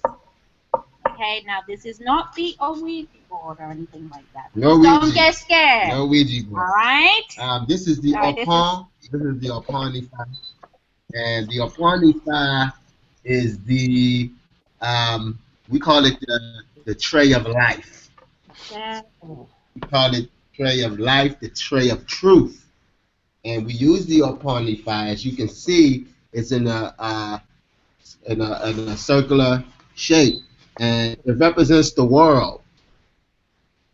All the symbols that you see on here, and some upon Ifas are different, but some of the symbols you may see may be animals, you may see human figures, and things like that, and it lets you know all the forces and energies that's on Earth and how we connect.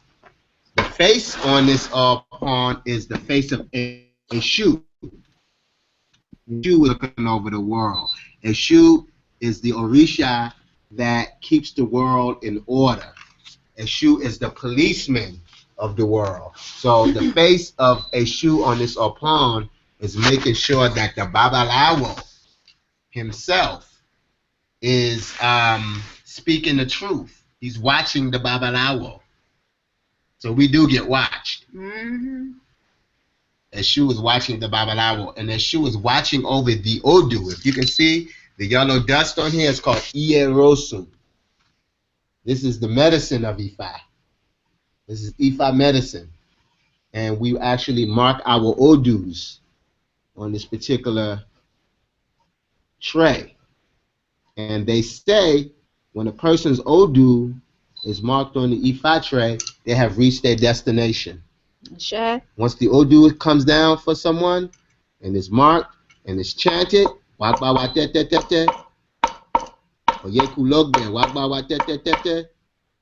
person has reached their destination. It's represented by the crossroads. If you see the crossroads here, when we come from heaven to earth, we come to a crossroad.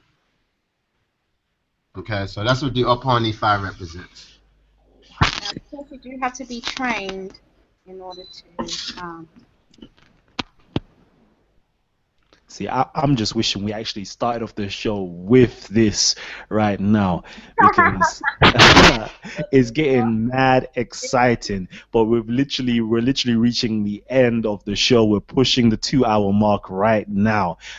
So what I'm going to do, I'm going to open it up real quickly to our panel members. I believe, James, you're there and you've got some questions that you would like to be answered. So please shoot them away as fast as possible, and then we're gonna have to close. Go ahead. Oh, thank you. Well, they basically answered the questions I had. I've been kind of studying off and on Ifa a little bit myself, and I definitely will be in touch with them, in private. But I just want to thank them again, because I'm telling you, when they dropped that jewel about marriage and ancestors and everything, I'm in that process right now. So I definitely will be in touch with you all, because I don't know if you read my questions or what, but you definitely answered all the questions I had for tonight. I really appreciate it. Oh, we didn't see them, but thank you very much for your feedback. And we definitely look forward to speaking with you further and assisting you. Wow, that's gonna be wonderful. I like that, my brother. I know, you know what? I know you're gonna be coming to the UK next year, and when you come to the UK, I'm gonna be hosting you. Oh man, thank you. And that's for James, and that's for the Babalawo and the Apetebi. They shall be coming to the UK as well. So if you're in the UK and you want to, have a divination reading, you want to learn more about the Orisha, and you want to learn more about the Ifa system, please contact them on the Ifa Global site. And also contact them on Facebook, contact me as well, and we'll hook this up. This is going to be a monumental occasion, where an Ifa practitioner, Ifa priests, Babalawo and Apetebi is going to be coming to the UK. It's going to be phenomenal. I can't wait for this. Anybody can help, as well as finding a location, things like that. We really want to come out there. That's of course, that's my hometown. I miss you all. I miss my people. Kalam, I want to see them on for a part 2 in the future before the year is over. Definitely, we're definitely gonna have them for a part 2, because I want to get this whole presentation out there. We're gonna get another part 2 very soon, definitely, because I want to have the whole presentation showed for our listening or watching audience. I'm gonna get some more questions in real quickly. I know we have Tiana. If you're there, please come in right now. And Shesmu Gontiana right now. Yes, Aboraboya Boshishe family, greetings Babalawo Apetebi.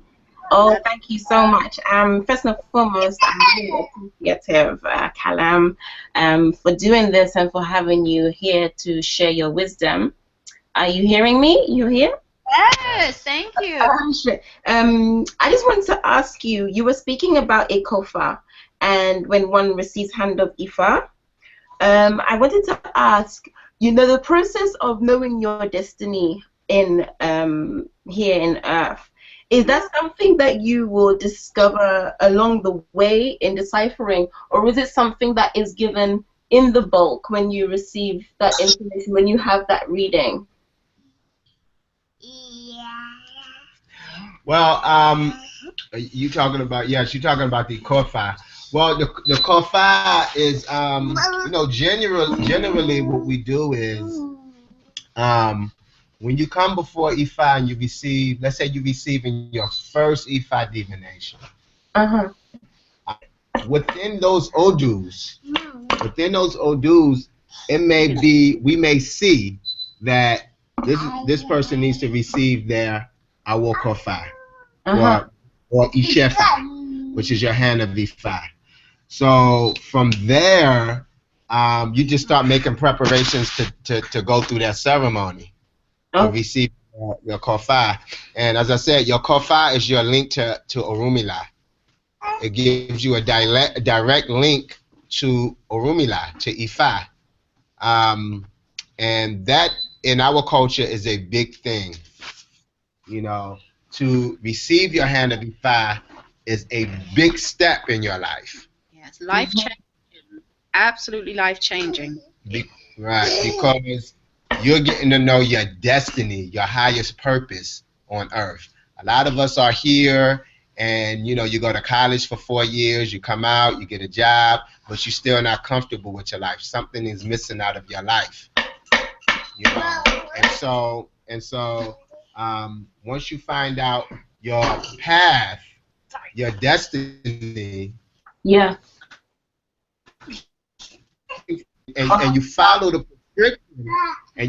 prescription, then, you know, you start feeling more comfortable in your life. Sure, thank you. You start feeling some form of elevation. Ashel. Sure, I hear you. I'm hearing you. Thank you. So that's if somebody wants to take learning Ifa and taking up the Yoruba culture, the traditions, that's the first major step. I would take it. Yeah. Right. Well, the first major step is your ancestors. That's the first. Yeah, because you mentioned the roots reading, right? That you mentioned. Right. Okay. And is that something that you can do across the Atlantic, like via Skype, or does it have to be done in person? No, we actually do this all the time via phone, Hangout, Skype, any type of technology we use. You know. Okay. And, you know, of course, in person as well, and even via email if you're not able to, you know, but that, yeah. Wow. So I'll definitely be in contact then. You guys, I will send over an email and make my inquiries. Great. Thank you very much. Thank you very much again. I won't take up all the time. I'll let somebody else get in if they have some. You're fine. Thank you. Thank you very much. Have a very pleasant evening. Blessings.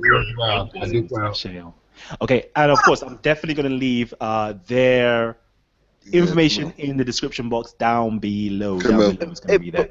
But before we sign off, I have one last question. I'm sorry. Hold on. Before you ask the question, there's a few more people that's here. No problem. So my brother Terry. Yeah, Camille, can you hear me? Yes, I can hear you. I just wanted to ask if they could give me a full definition on issue, because what we know in the Yoruba language, issue means a form of trickster. Okay, this is always the popular question. Yeah. Okay. Eshu, we gotta understand this. When the worship of Eshu came across the Atlantic, in order for the slaves, and I'm not just saying Eshu, but I'm saying the Orisha, and Eshu was one of the main Orishas. But in order for our ancestors at that time who were enslaved, in order for this tradition to survive, they had to hide it in Catholicism. And so that's when you hear that Eshu is the devil. That comes out of Catholicism. That's when you hear that Eshu is the trickster.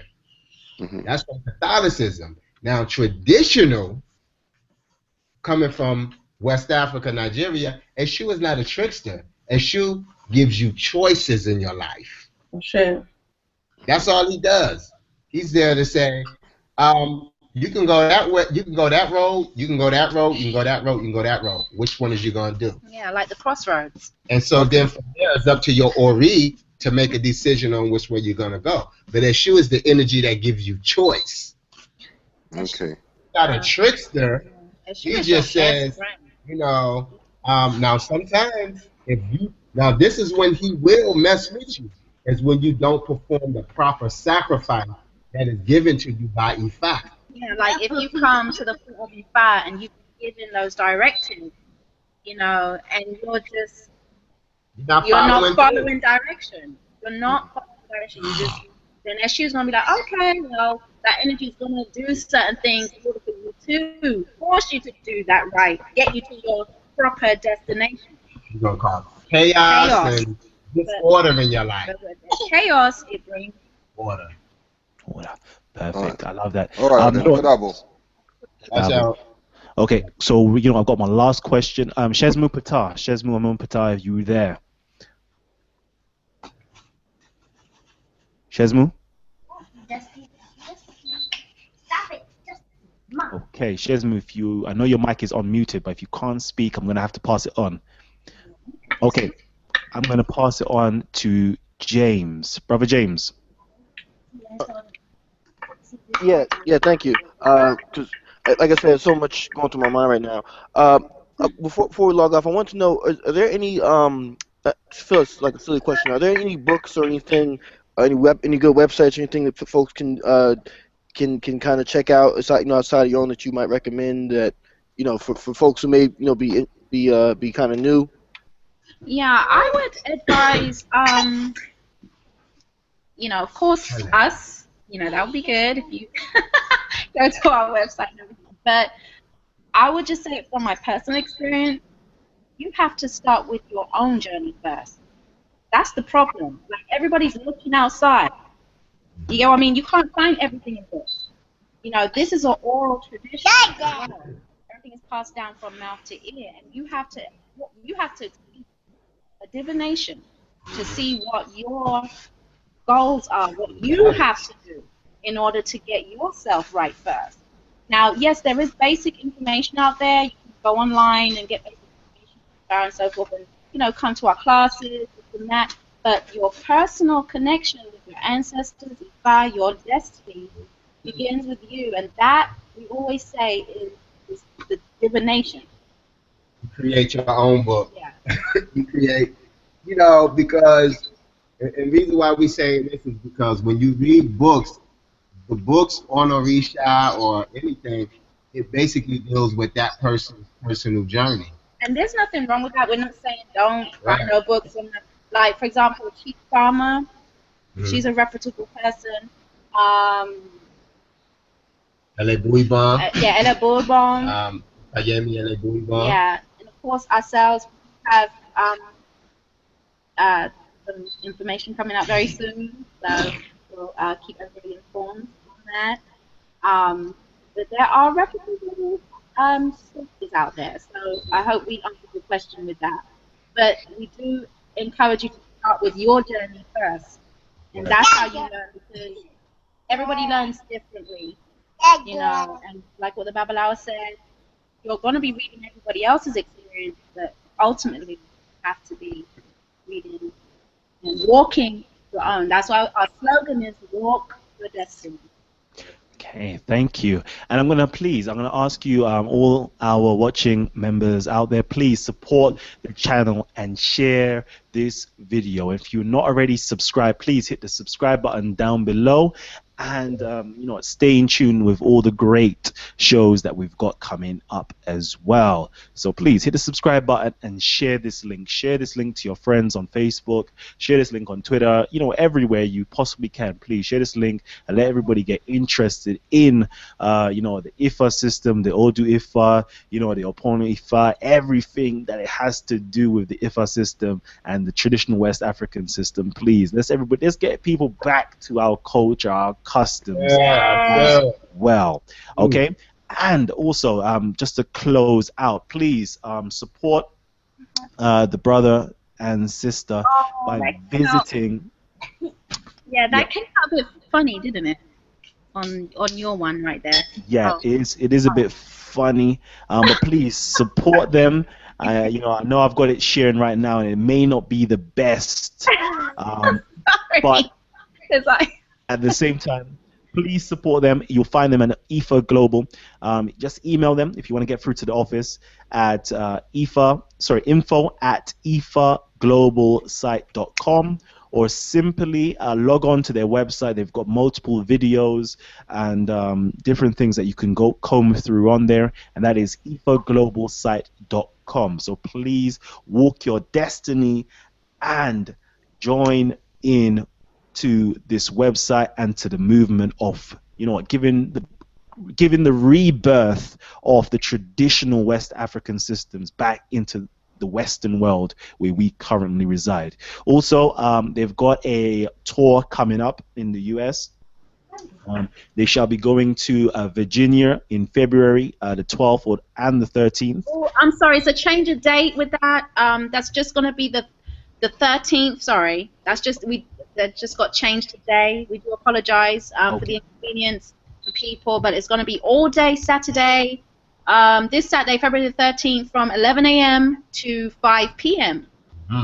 Please come out. It's going to be exciting. Demonstrations on how to venerate your ancestors as well. So. Definitely. And obviously New York on March the 26th. Yes. And you know, the date. Sorry? Yeah, that will be at the New York Center. The New York Center. Yeah. Okay, and the further dates will be released shortly, so please just go on to the IFA website, IFA Global website, and the dates for Florida, Birmingham, Atlanta, Ohio, Texas, and of course the UK will be released shortly. So that's literally it. If you've got any closing words to offer for us, please give them, because it's been an honor and it's been absolutely a pleasure to have you on the show tonight. So if you've got any last closing words? Thank you for having us, Kalim. You're doing such a wonderful job, and we can't wait to work with you when we get out there. You're awesome. We see you doing so much, and you know, just keep up the good works. And we really appreciate you allowing us to be on the show. And may your ancestors continue to guide you on your path. And for those who are on air, may your ancestors continue to guide you in a positive way and in a blessed way.